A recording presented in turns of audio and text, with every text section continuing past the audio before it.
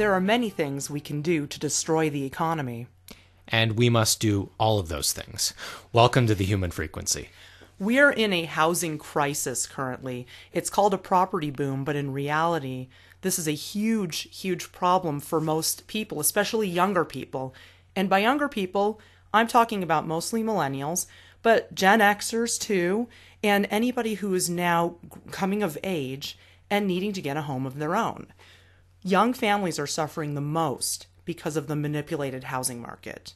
And I see people cramming themselves into tiny apartments, families unable to buy homes, and this is the time when people are starting out in life and starting families that they need a home. This is not an option.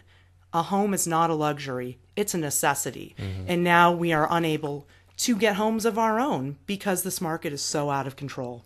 Yeah, we've touched on this in previous episodes, but not really in the depth that we need to right now because it's just getting worse, seemingly by the day.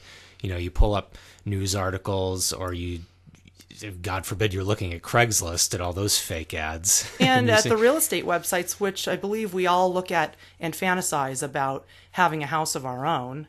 Of course, it shouldn't be a fantasy. Everybody needs a home. A home is not a luxury. Right. So what's manipulating the economy? How is it being done? And what can we do to stop it? According to an article in Business Insider on August 11th, San Francisco's housing market is so out of control, 60% of tech workers say they can't afford homes. Now, we're talking about people who work for companies like Google and Facebook. Anybody who's working full-time for one of these companies, who's dedicated their life to that. Now, I'm not making a judgment call, but I am saying that this is not an easy thing to do with yourself. Yeah. You should be able to at least buy a house.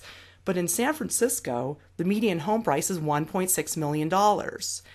This just doesn't make any sense to me. I've been to San Francisco numerous times. I don't see what anyone would be paying $1.6 million for to be there. Yeah, I don't see it either. My parents live up there. I've gone up there many times. I've never seen it. I still don't see it. I'm probably never going to see it. Well, they were fortunate to get in before it went so out of control, and now the place where they're living is worth double what they paid for it just a few years ago. That doesn't make any sense. Only older generations can even afford these things because they were paid a living wage when they were younger, and they were able to get their start in life. Houses used to cost what they were worth back in the 70s and 80s, but now they are complete fiction. These prices are completely fictional, made up, and it's all just about banks manipulating the market so they can give these loans. And you know they're making up all these numbers.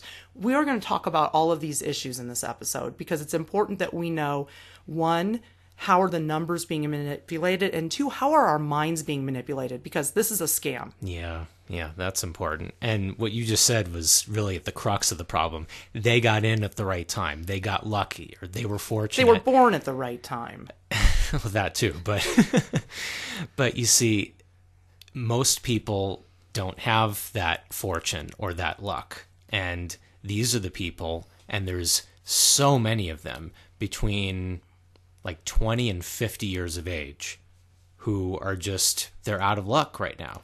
They're working people, like you said, Sharon, people, some of whom are working for these big corporations, and they're making a very good salary. And if they still can't afford just a modest home, we're not talking about a palatial mansion here. We're talking about a basic home. Something's wrong. A tent. A tent. A shelter. We're talking about a basic human need. And according to Redfin, San Francisco lost more residents than any U.S. city in the last quarter of 2017.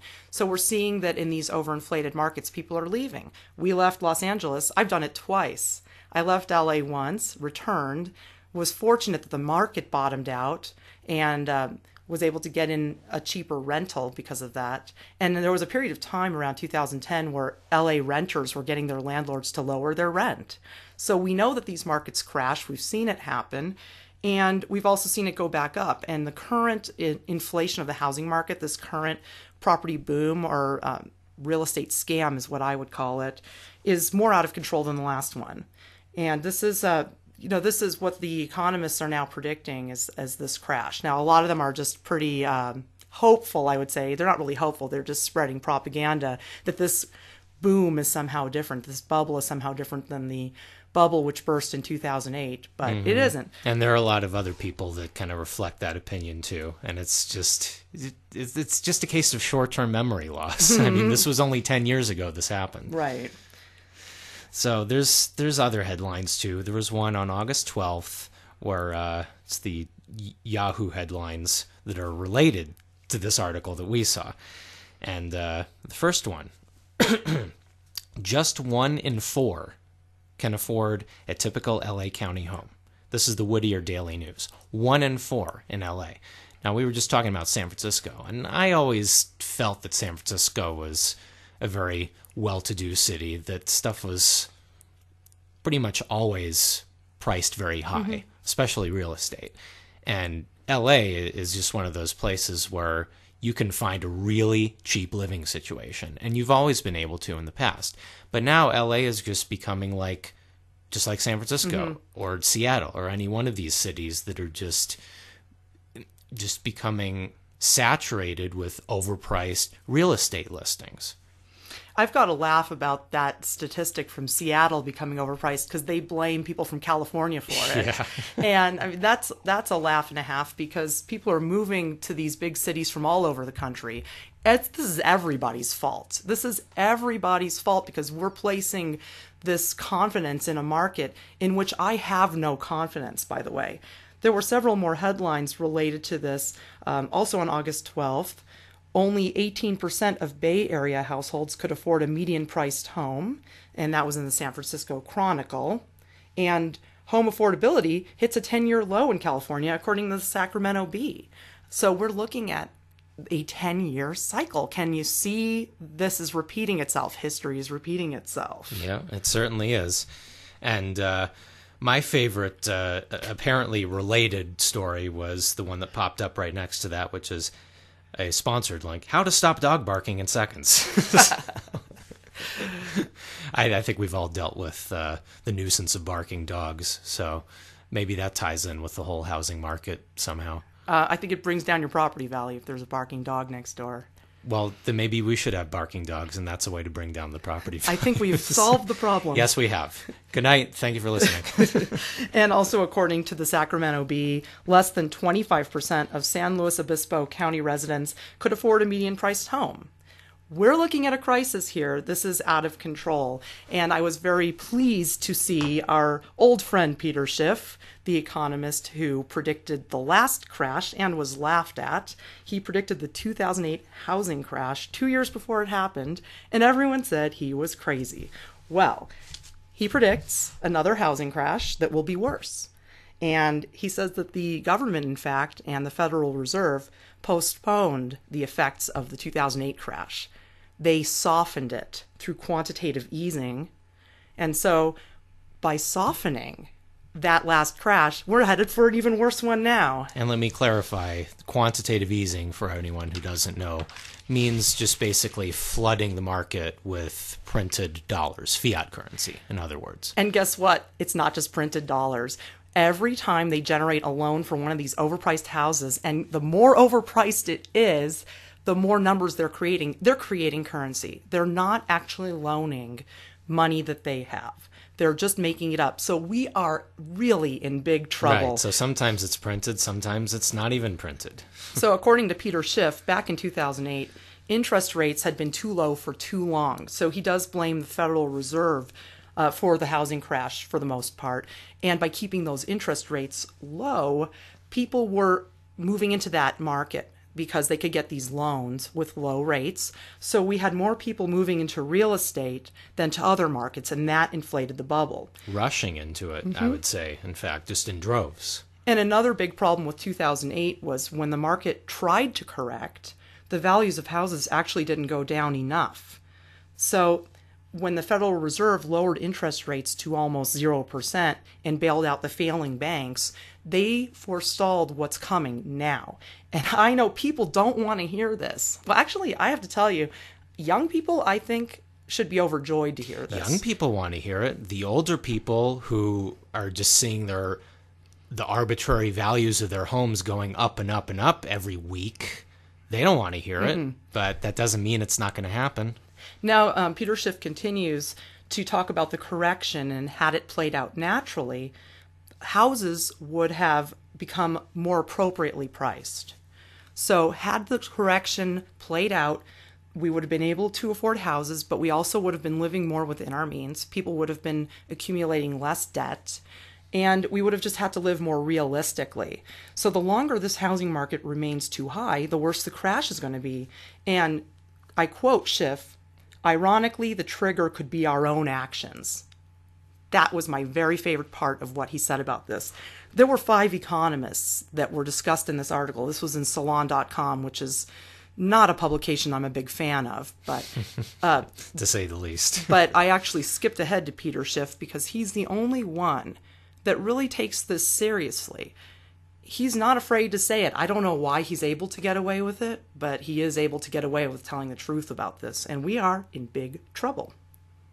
So if our actions could be the trigger, let's crash the market. Yes, let's do that. We can do it. We can crash the market. We want the market to crash. And this is not tall talk. This is not just a pipe dream or just a crazy whimsical wish.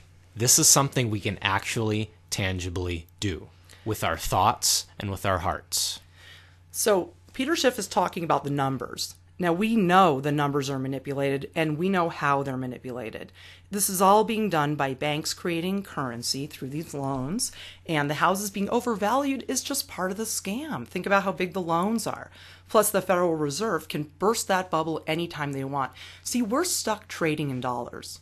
We don't have to be, but we are right now until we learn to barter. And, Bitcoin, unfortunately, is not a solution to this problem. It's a fiat currency too. Until we learn to barter and actually trade in real money, silver and gold, we are going to be at the whims of the company that prints the dollars, and that's the Federal Reserve. So we are at their whim right now. And I say we need to pull out of this whole thing. We need to back off, and there are several things we can do tangibly in the world to crash the market. Number one take notes. Number 1 is don't buy a house. So Canada's youngest retirees, Christy Shen and Bryce Young, they decided not to buy a house. They became rich by renting and not buying a house and investing in the stock market. Now, I'm not a stock person. I don't know much about the stock market. I tend to think that the companies you're investing in are evil, so I stay out of that whole ball of wax. Right. My point here is that Christy Shen has written articles about this on the blog Millennial Revolution. And she says, why buy an investment that you have to pay for? That makes no sense.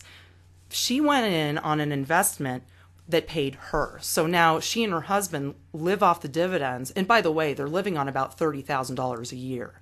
That's not a lot of money, but millennials and younger people in general know how to make do on less. I can't imagine anybody born in the 50s or earlier managing to live on $30,000 a year. I mean, they need to have so much money in the bank that it'd make your head spin before they feel like they're not poor. Well, it's a material possessions thing. Right. And that's another 3D delusion that we'll have to wait for another time to talk about. But how it pertains to this is that, just like you said, the young people, they're used to making do with less, and they're able to stretch it, and they don't have the need for more and more cars, for example. They don't need 2 cars, 3 cars, 4 cars. Generally, they don't. And according to the article, which you can check out on Millennial Revolution, the article is called Why Houses Are a Scam. Christy Shen talks about her friends in their 30s that have miserable lives, are completely stressed out of their minds. And she has repeatedly ignored her baby boomer mother's advice that she buy a house because she thought it was bad advice. And now she and her husband, they retired at the age of, I think, 32 and 33. That's a wonderful dream. Why not? Why not all of us? Why do we have to live so poorly? The whole premise of her website and her theories on things, which she really does know a lot about economics, although I don't know what's going to happen to her and her husband when the stock market goes down. Right. But right now, they've been living well for years. The point is, don't be scammed by this housing market. They're in Toronto. That's also a terribly inflated market. Don't fall for it. So I have other ideas that she doesn't necessarily talk about, but my feeling is that buying precious metals, and this is just something that I know in my heart, because precious metals have not really gone up in years. In fact, they're at an all-time low right now. You can get in on silver for, right now it's trading at about $15 an ounce, which is unbelievable. I should add that it's at an all-time low compared to where the dollar is at right now. It's the dollar that's doing all these crazy ups and downs. But the value of precious metals, and this is why we both feel this way about precious metals and being a good investment, is because they maintain themselves over a long period of time. Of course, like I said, it's harder to tell when the dollar is just doing these crazy leaps up and down, up and down. But the metals themselves are staying more or less constant and have been for years. So I know in my heart that that's the way to go if you want a storehouse of value. And I think that young people can all afford that. I mean, not maybe a ton of it, but at $15 an ounce. And so when you're actually buying it, it'd be more like closer to 18 an ounce. That's a pretty great price to just get in on an investment. You could start working on that and just collect it little by little. And if it does what I think it's going to do, I think it's going to be worth double what it is now. And that's also going to facilitate us buying houses after the crash. So what we have to do right now is we have to stay out of the market. Don't fall for it. It's a scam. And, you know, just because you can Airbnb a room, what kind of a life is that? To buy a house for $500,000 and then not even get any space to yourself. Don't fall for it. Get an investment that'll pay you. Christy Shen is an advocate of the stock market. That is something I don't know much about. If you want to learn about it, you can learn about it from Millennial Revolution.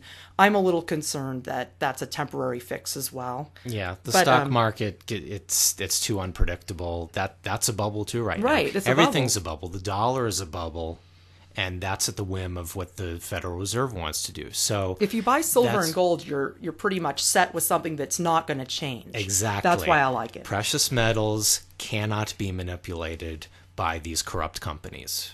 Right. So as Gabe said, it's just the dollar amount that's changing, and the dollar is completely fictional. And we are having confidence in a market that is so fictional, it's laughable. So another thing that seems to work very well for us, which we don't get to do often, but we enjoy when it happens, is bartering. So I've had a couple of instances recently where I've gotten services in exchange for Orgonite, and it was their idea, not mine. The Orgonite is beautiful, and people know it works, and so enjoyed the pieces that I've gotten two people to do services for me lately saying, hey, can I just do a trade for Orgonite? So that's been really great. If you have something that you're skilled at or something you make and you can barter even a little bit, takes just a little more power away from the dollar. We should be moving away from dollars. No middleman. Right. Because what are we talking about here? We're just talking about I need some eggs and you need some Orgonite. And I don't have any chickens, so if you can give me some eggs, I'll give you a pyramid, something like that. It's very simple. Instead of having to sell the Orgonite to someone else and then take the dollars to the egg lady and get the eggs. So I'm just saying it's something you can do little by little. And also, we're starting to shed more material possessions. I've done this over the years. I really don't like having a lot of stuff around me, but material possessions can be very stressful. They can, and oh man, suddenly now I just want eggs. I got eggs on my mind. Yeah. No, you're absolutely right. Material possessions equate to stress every time, and that's the thing that's just so. It's so ironic about people and their 3D desires is that you think, and I've been in this situation before. I'm not saying that this is something that you people have a problem with. I was once like this too. And you think that material possessions will make you happy, but they don't. Mm-mm. And it's like, it snowballs. You notice that you're not happier. So what do I need? More stuff. It feeds itself. Yeah. And this is in line with what the Buddhists talk about, which is something that you, Sharon, told me about when we were first dating, and it made perfect sense to me. And what did I tell you? You said that all of these people, they like nothing. Oh. They don't need anything. They don't need material things to make them happy. Right. They get it in other ways. I know. I saw this great card. That's what I wanted you to talk about. It was a Buddhist monk getting a birthday gift from a bunch of other Buddhist monks, and he opens it up and he says, "Nothing, just what I always wanted." And they're all smiling and happy for him. And that's great. And I also wanted to add that the more stuff you have, the more space you need. And so that's right. And that's so right. we're just adding more complication and expense to our lives, and really we don't need anything. Now, here's an unfortunate one, is that city life is over. That's a little tough because we're used to living in cities, but it's time to, have to expand our horizons a little bit. And that is actually very hard for me because living out in the country, I love nature, I love animals and the plants, but most of the people I love that I live around don't love animals and plants, and they love killing things, and they also are racist, so it's actually kind of difficult living out in the country. So we're just in a tough position right now. But the problem with the city is it is a trap. It is definitely a trap. It is a tough position, but everyone is in this position right now, and that's what makes this meditation so important. Right. And so besides the numbers manipulations we're talking about, and a lot of this, if you remember from the past, we also talked about Craigslist, fake ads on Craigslist with overinflated housing prices. There's just a number manipulation going on one end of it, and the Federal Reserve manipulating the value of the dollar and that kind of stuff. But there's a whole other side to this, which is the mind control aspect. Our minds are being warped. We are just so confused because of all this. And one of the worst things that's happening to younger people, and I can speak for myself too, I'm not a millennial. I'm older than millennials, but I'm in the same boat. I would say anybody, I don't know, you said up to age 50. I don't know if it goes that high, but people in their 40s. Or at least late 40s. Yeah. I mean, there's all kinds of people suffering right now from these inflated markets. If people were smart enough to stay in it, like I had houses of my own in the past, but I didn't stay in the market. If I still had them now, they'd be worth a lot. But, you have to move. That's another thing. We should have the freedom to move. So we shouldn't have to rely on these insane ups and downs of the market. It should just be more steady. Well, the problem is, you mentioned mind control. There's just too many sources of it. Yeah. The Fed is in on it. Airbnb is in on Absolutely. it. Craigslist is in on it. There's so many things And that we believe you rely me, on in day-to-day life, and they're all in on this scam. Sprouts is in on it. Trader Joe's is in on it. We talked about this. Whole Foods, they're really in on it. And Amazon, who owns Whole Foods. They are one and the same now. Now I'm guessing that Monsanto's probably in on it too, because now they probably know they just need to take over the organic market because no one wants their crap anymore. Oh, speaking of which, finally they got sued, $289 million to a victim of glyphosate, a man who was a groundskeeper in San Francisco. That was also in this week's news. He sued Monsanto. I'm sure a lot of people saw this. So I was really happy that he sued them. I feel really bad for him because he's going to die. Yeah. The lawyers are going to get most of that money. Yeah. But at least he might be able to pay for his medical bills for the time that he has left. And at least he took it away from Monsanto. That's true. But yeah, we're looking at a lot of number manipulations. But what this is doing is it's screwing up our minds. And I have to say, one of the biggest problems is that younger people are getting really depressed and despondent because housing is such a problem. And if I'm like anybody else, most of us probably don't like where we live and want something better. I mean, I don't want to be here. I'm here because this is what we can afford. And I love nature, but I don't like racist rednecks, So I'm kind of stuck here. I'm not a fan of them We're either. kind of just trapped, and everyone's trapped right now, and nobody wants to feel trapped. So we've got that problem. We feel like losers. I know that. They try to make us feel like losers. I hope you don't feel like one, and if you do, I hope that this dispels that myth that you are one, because just because you're working very hard and can't afford a house, that does not reflect badly on you. No. You're doing everything right. You're trying your best, and people raising families, you're doing your best with your kids. It's not your fault if you can't afford a house, which you need. That's part of the mind control. Yeah. Well, it's brainwashing, really. You're a loser if you can't afford this overinflated price. Why And you is don't that? own it anyway, by the way. Well, so, that's another thing and everybody's entirely. paying banks for it, so it's not even yours. And even if you had it outright, it isn't yours because living men and women don't actually own property. It's an illusion. It's complete fiction. So renting or owning, it really doesn't make a difference. And we are not losers if we can't buy a house. And I'm tired of hearing it from older people who cannot possibly understand what younger people go through. They're incapable of understanding it because they got a living wage. that paid for stuff, and things were cheaper back then. So it doesn't like pencil for them. Okay, but that's not my problem. But I don't want to hear about how I'm a loser. I don't either. It's frustrating. Okay, well, Agenda 21 is another huge problem. That's true. It is. And this is why Los Angeles is becoming just like all these other cities. They're all becoming homogenized. They're all increasing. The properties are increasing in value to a point where no one can afford them. They're all starting to look the same. They're all starting to feel the same and have the same energy.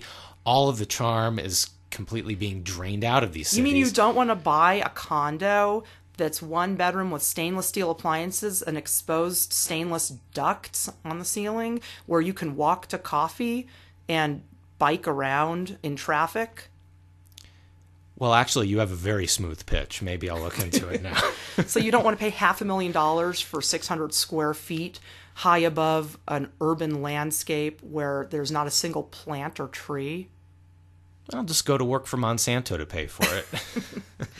Yeah, that is a big part of the problem, too. So we're talking about the way our minds are manipulated, and we're being taught that in order to sustain a future on Earth, that we need to move into cities and do this stack and pack, sustainable housing. I think what's really sustainable is moving to the country and planting some fruit trees. I think that's very sustainable, but you don't hear anyone talking about that. I do want to say that the markets out in the country are way less manipulated than in the city. Still manipulated, though. Everywhere is being affected by this right now. So we need to start to break free of the brainwashing, and there's more to it. We can actually use the power of our minds to crash this market. I know this in my heart, that if the market is based on consumer confidence, even from a real mainstream scientific point of view, if the market is based on consumer confidence, well, if we have no confidence in this market, if we have no confidence in buying a house for these prices, then what's going to happen to the market? And that's just the power of the mind manifesting physically. So we can take these thoughts where we're upset about this. We don't like this. We want something different, and we can formulate that idea and make it a reality. After all, the way it is right now was all a product of the reptilian mind. It's this dark, evil mind that created this reality, and we just live in it. Think of just about how evil and dark that is. That just a few people, just parasitically infected mutants that work at the Federal Reserve and in the U.S. government just have this idea, hey, let's collude with the banks. And the banks are like, yeah, that's perfect. Let's all work together. I'm sure the banks are actually ultimately behind it, getting these guys to work for them. But they're all in it together. And they're all just different companies. Just like rubbing their hands together saying, let's get young people in their 30s to pay $500,000 to $1 million for a house. They can't afford it. And they're going to go bankrupt, and we're going to run away with all that money we created. That's an evil scheme. And a very dark mind concocted that. So why can't we use our minds to create the opposite? If a mind created that, we can do the opposite. You're right. We'll do the opposite. Yes. And I was actually just going to say, if you can imagine 1 million millennials that had George Costanza level confidence in the economy, it would immediately crash the market. The bubble? Yes, a bubble. So we're talking about finding your place in this world. First off, don't feel bad about what happened. It's not your fault. This is not your fault that the market is this way. It's not your fault you can't afford a house. You need a house, but we have to first make this happen. We have to change the way things are going out there, and we have to do it with our minds. Of course, taking away your dollars helps, but find your place in this world and think about it. What are you good at? What do you love doing? You've got to have a trade, a craft, or something you're good at that you enjoy doing. And if you can start to turn your focus to that, and yes, you're probably still going to be working, but this is how I did it. I gradually was making more and more orgonite while I was working at a full-time job I hated that was soul-sucking and destroying my life.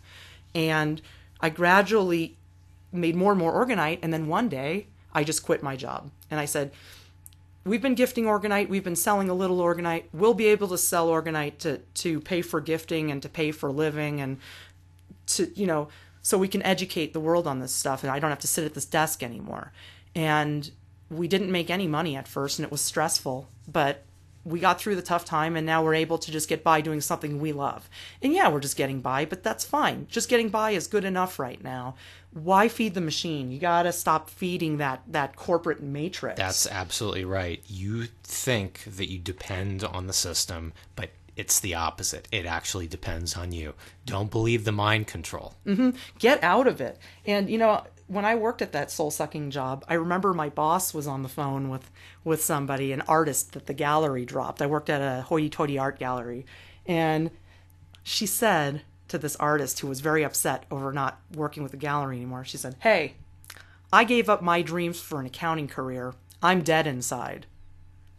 That's what she said. I'm just sitting at the other desk listening to this. And I said, yeah, that makes total sense. I mean, that's why she treats me so badly. She's miserable. She's not doing what she loves. She was a creative person at one point. A lot of the people working in that field were creative and just got sucked into the corporate matrix because they wanted security. Well, that matrix does depend on us, like you said. If we remove ourselves from it, it fails. It cannot succeed. So I know this all sounds a little ambiguous, but what I am trying to say is just do the little things. Just do the little things little by little. Barter where you can. Believe me, if all of us just bartered one item in a month, think about how much power that would take away from the dollar. If we all can pull away from these jobs and dedicate more time to something that we actually thrive on, something that means something to us, that will make all the difference in the world. It's never too late. See, that's what your boss didn't understand. She says, I'm dead inside. And I know a lot of people probably feel that way too if they suppress or push aside what they truly want to do in life and exchange that for something they don't want to be doing just because they think they need to. It's not dead. It's just dormant. Mm-hmm. We can always be born again. Exactly. You can resurrect it at any time. It's never too late to opt out and do what you want to do. And yes, it may be difficult at first. It may be stressful. You may be sitting there one day saying to yourself, what the hell did I just do? But this too shall pass. We've been doing a visualization exercise, and this is the main purpose of this episode. We've been doing a meditation. It's a visualization exercise to bring into reality what's in our hearts and minds. And anyone can participate in this, and we urge you to spend just a few minutes a day, even just 5 minutes a day, visualizing the end of this housing bubble. We can create the thoughts. Think about it. Millions of millennials, and not just millennials, anybody who is suffering right now from this. I know people in their 40s are suffering, and I know young people just starting out are suffering. Just take a few minutes to visualize the burst of the bubble. And what we've been doing, and you can kind of apply this to your situation, is just to visualize your perfect home. And this is a home that you love. It's a home you can afford. And you can picture it however you want. Picture yourself in the house. Picture a vision of the house. You can imagine that you're looking at Realtor.com and you see that house and the price tag associated with it is 50% of what it currently is. So if you've been scouring the listings, which we all do that because we're all miserable and we want to move, but we can't, so we fantasize about it. And I'm sure that most of Realtor.com's traffic is people just fantasizing. It's like real estate porn. I'm sure. That's a comforting thought. Yeah, because I'll also look at stuff that's way, way out of my reach. But the thing is, think about that modest home. Just think realistically. What do you want for yourself? What do you want for your family? And then just imagine it at 50% its price. Just do that for a few minutes. I know that sounds, like, doesn't sound like it would do anything, but it does. Because if you think it and dream it, it will manifest in the 3D. Our thoughts manifest in a quantum field. We learned this from Greg Braden about the power of prayer. So we as millennials and Gen Xers and people who have been screwed over for way too long need to just collectively, on our own, but also collectively, imagine that perfect home at the right price and sit for a couple of minutes knowing this. And think about other things too that associate with that, whatever works for you. Imagine those news headlines. I can hear the newscaster saying, home prices in Los Angeles dropped 30% in just 2 months. Stuff like that. Yeah, stock market tumbles another 500 points or 1,000 points or whatever. I'm imagining just the barrage of news stories describing this this calamity, right? But it's not a calamity. This is the best thing that young people could ever hope for. So think about all these things that work for you. It's just about where you're at and what you need out of life. And if what you want is a rental you can afford, do the same thing. You see that house that costs $3,000 in the valley? I mean, come on, get real. Imagine it at $1,500. Let's get real here. Let's get this back to the way it needs to be. And I'd like to say something to the people who think that this is crazy and that it's not going to work and it's just a pipe dream. My question to you is, what have you got to lose at this point? Yeah, just spend a few minutes thinking about it. It can and will work, because we're going to be pulling our confidence out of the market, out of this inflated market. We are saying, by doing this visualization exercise, we're saying, we know that you criminals in the banks, Federal Reserve, and U.S. government, we know you're criminals and we know you concocted this scheme. We know that your devious minds put it all together and made it a reality, and that we accept it because we're brainwashed and mind controlled. Now we say back to them, we've just come up with our own scheme. And our scheme is, we're not paying you a dime. We are not participating. And furthermore, we have no confidence in your market, and we are going to mentally crash it. Okay, because we are more powerful than them. They have obscured from the power of our minds from us for too long. It is our minds that will overcome this. And part of what you need to do, and this is the hardest part, for me, this is the hardest part, practice patience with your current situation. Just practice patience, because it sucks. Probably, I would say, if you're listening to this, the chances are you hate where you live and you can't afford to go anywhere. So just practice patience and come up with ways to cope with where you live, knowing that you are doing this mental exercise every day and that millions more millennials are joining you every day, and our minds are becoming stronger and more unified. That's part of the mental exercise. Picture everyone else doing it too. Picture like a map of your town, and then zoom out, and then it spreads to the whole region, and then the state, and then the country, and then the entire world, and you see in your mind millennials everywhere doing the same exact thing you're doing. This is the Millennial Meditation. Target date, September 11th. Yes, we're taking back September 11th too. By September 11th, I want to see, and I'll be out there, I'll be monitoring you mentally. I want to see 1 million millennials meditating on the crash of the housing market on September 11th. Any time of day, doesn't matter. Any time will do. Yes. So imagine us all together crashing the market. It's very simple. So simple it can actually accomplish great goals. And look at all the people that will benefit from it. And guess what? When things return to normal, and hardworking people born between 1970 and 1998 are able to actually afford a home, guess what? The older people will still have their homes, and they'll still be able to afford things. Yeah, and they'll still be able to buy and sell all of us, but it doesn't matter. It doesn't matter. I don't care. The older generations have hoarded the wealth for long enough, and we will not be victims anymore. It's time to withdraw our support of this fraudulent market. But keep your thoughts positive. Don't think about people suffering. Think about all the people that are going to gain, because believe me, those older people are not going to suffer a bit. They'll be just fine. If that $1 million house is worth $600,000, oh, boo-hoo, your house is worth only $600,000. Well, now the rest of us can get into our $150,000 to $200,000 homes, and really, that's even too much. And have a shelter. It's a shelter. Let's get real about what it is. Yeah, and if you rent your tent or you buy your tent, it doesn't matter, but we all deserve a home. So thank you for listening. Thank you for participating. Please share this. Please get this out to as many people you know as possible. Put it on your Facebooks or social media. We don't have any social media. We're just doing this. We just want as many young people as possible to participate in this global crash of the housing market, because this isn't just a U.S. problem. This is worldwide. I've gotten emails from people in other countries saying it's just horrible. So let's destroy the economy as a generation. It's time. It's our time. I hear people complaining about social media all the time, like Facebook is so evil, it's fascist, and Twitter is stupid, and yada, yada, yada.